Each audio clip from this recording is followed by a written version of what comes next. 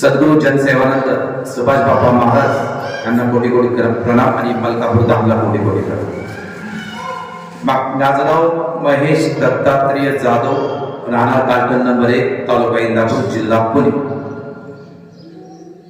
आपण जसे फक्त इथं आज आलात, मी 6 नोव्हेंबरला इथं आलो, ग्रंथ घेऊन गेलो आणि परत एक रविवारी पौर्णिमेला आलो आणि आजचा मी परत आजच्या गुरुवारी आलो.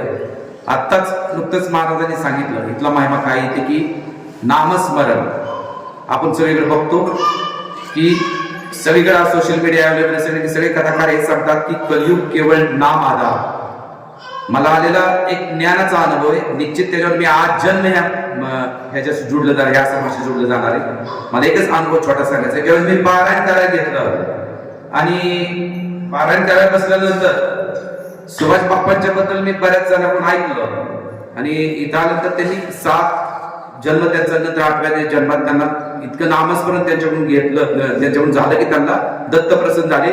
आता एवढ्यात मी ऐकलं महाराजांच्या तोंडातून की त्यांच्या जन्मता त्यांनी दत्त दत्त म्हणत होते आणि त्रिकालातीत सत्य आहे.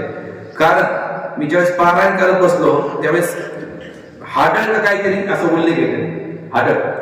आपल्याला लोकांना आता कलियुगमध्ये जे सायन्स एवढं पुढे गेलं, लोकांना विश्वास बसणार नाही की भूत पेत कधी दिसलं नाही, भूत नसतात, हाडळ नसतेच.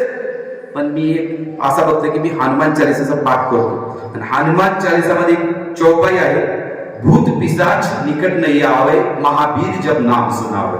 हा मला देवाचा विश्वास अधिक दृढ करतो. हे इथं आल्यावर मला कळलं, या पारायणात कळलं. आता मी आजन्म जुडलं जाणार आहे. धन्यवाद.